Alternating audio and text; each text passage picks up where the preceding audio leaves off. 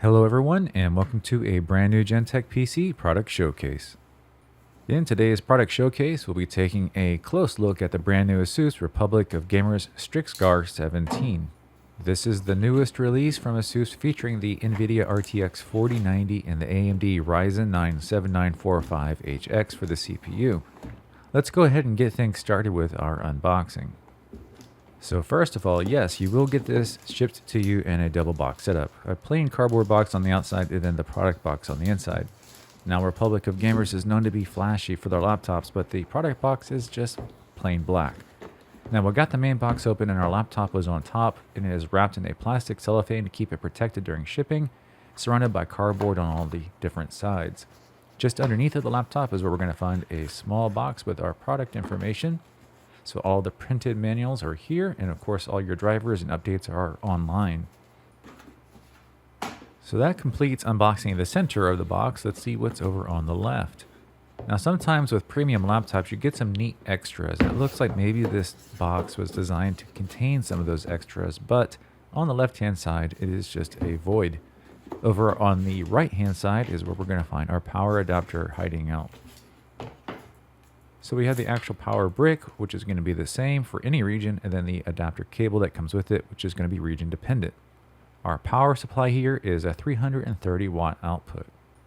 And so that actually completes the unboxing. That's everything that's in the box. Let's move on to the next section. Let's talk about size and weight. 6 pounds and 7 ounces for the laptop alone. For those who work in grams, this is a 2,929 gram or 2.9 kilogram laptop. So once we add the power adapter on, we're at 8 pounds and 14 ounces, so just shy of 9 pounds. That same measurement in kilograms, you're looking at about a 4 kilogram laptop as far as your total carry weight.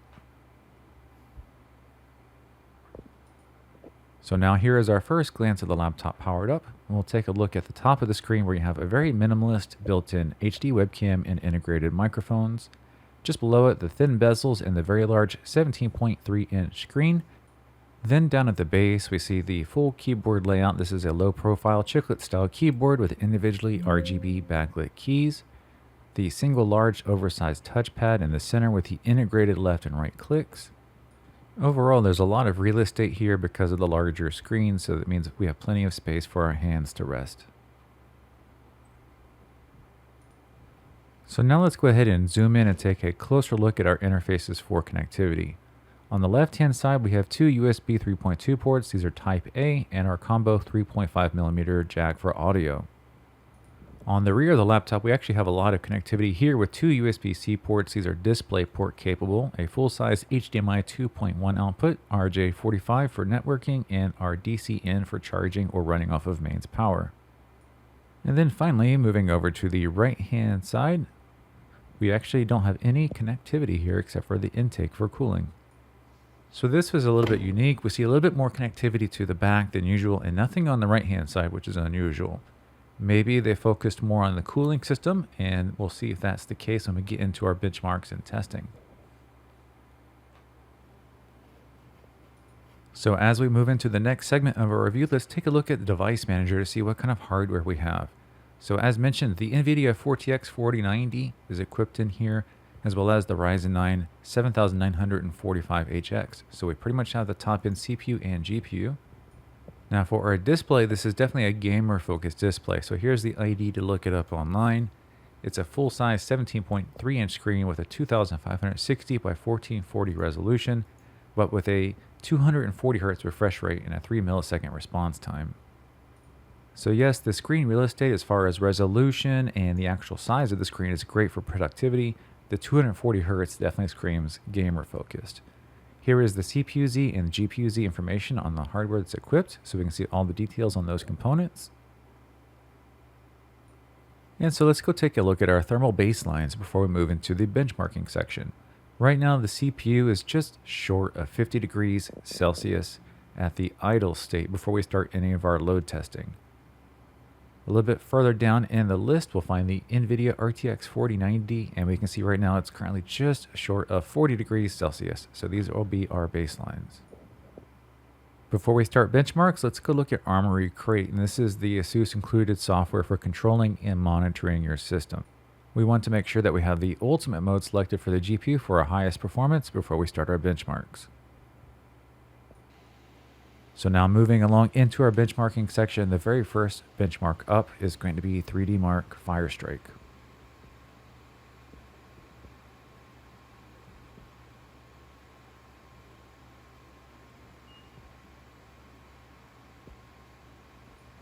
So Firestrike has completed with a score of 41,786.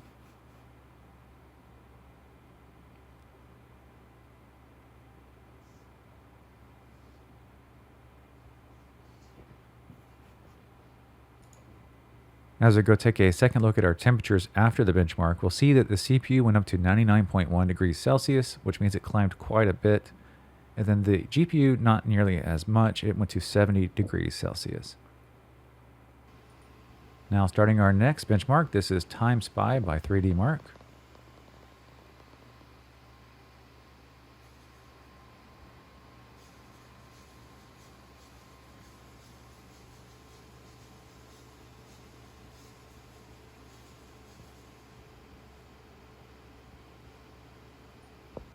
And Time Spy completed with a score of 18,592.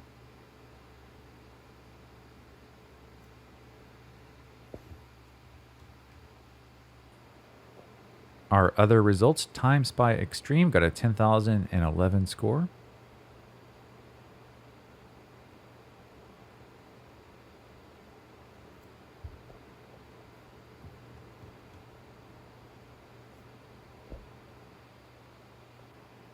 Port Royale got a score of 12,769.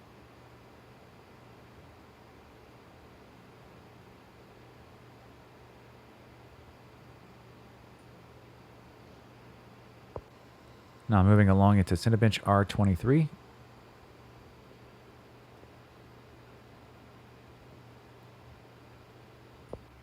And while Cinebench is running, let's go ahead and record the fan noise levels.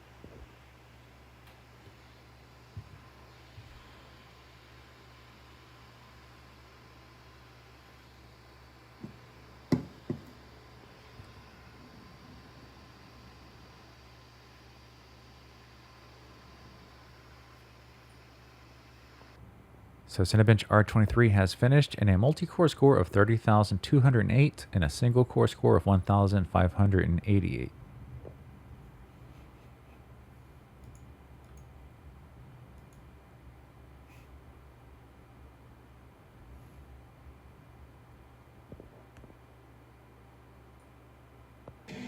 Next up, we have the built-in benchmark for Cyberpunk 2077.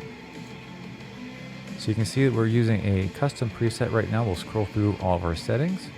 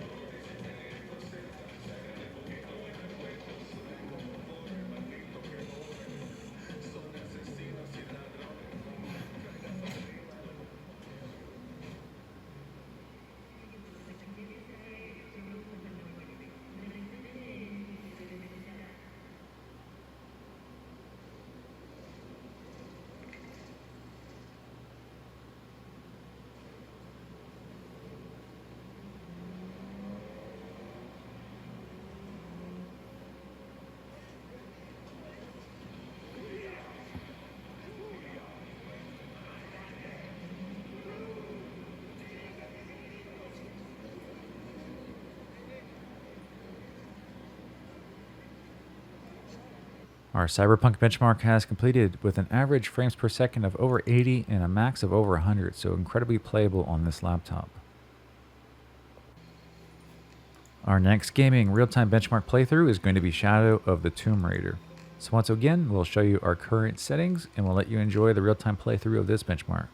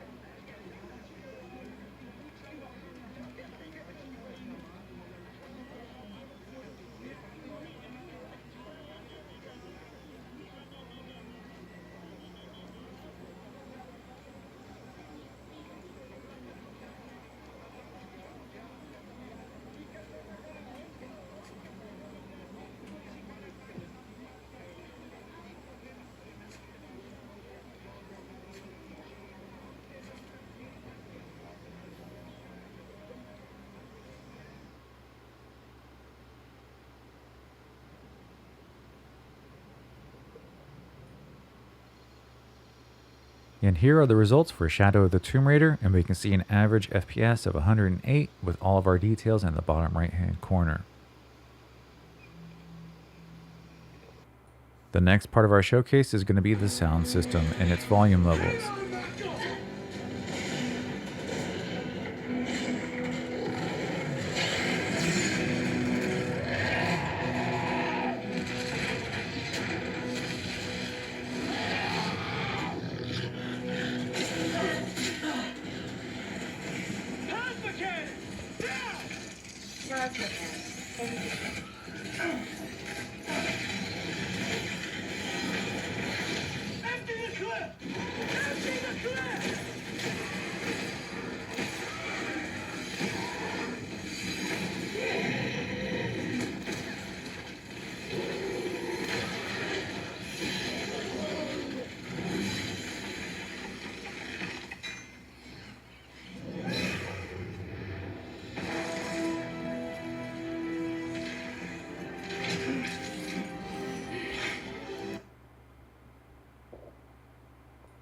We're now moving into our final part of our product showcase, and that's going to be the system disassembly. So we can see there's screws located on the outside edges as well as the center of the bottom panel. So we'll go ahead and remove all of those now. And you'll see that there's longer screws and shorter screws. So if you do take apart your laptop, be sure to keep mind of which one goes where, because if you put it back together with the wrong size screws, it can cause damage.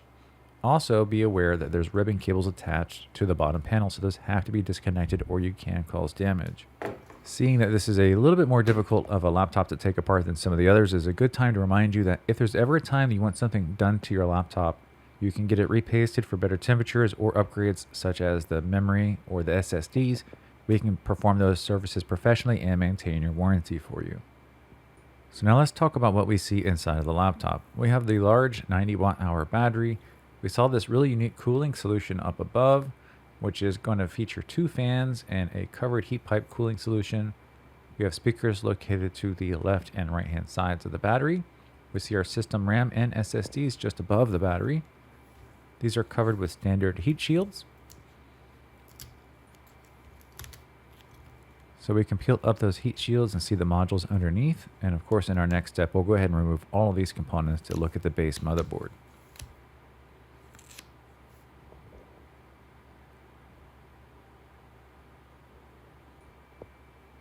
So here we are with all the major components removed. So we have our wireless module, the SSD, the system RAM, the battery, and the cooling solution. As far as the compounds on the cooling solution, it looks like liquid metal was used for the CPU and the GPU, but all of the other parts used a thermal paste instead of a thermal pad, which is really good. It's worth noting that while marketed as one of the best thermal interface materials, liquid metal isn't always the best, and in many situations, repasting it with a good thermal paste has provided better temperatures in our testing. As far as the available system upgrades in this laptop, we already have both RAM slots occupied, so upgrading that means upgrading to larger modules, but we have only one SSD that came in the system, so we do have the ability to add a second SSD without replacing the first one. So with our detailed product disassembly completed, that actually does finish off our product showcase today for the brand new Asus Republic of Gamers Strix 17. So if you have any interest in this laptop or you'd like to learn more, please check out the video description where you'll find the product page link, and there you can find the current pricing and availability and view the full system specifications. Now we understand that it's not possible to answer every question that's out there with the video content alone. So if you have any unanswered questions, feel free to go into the comment section so we can answer those questions for you and everybody else. But also don't forget that if you need any one-on-one help, if you have any personalized questions, you can always contact us by phone or email, and we'll be happy to help you out. So with our closing remarks complete, we just want to remind everybody once again that this was Gentech PC, and we'll see you next time.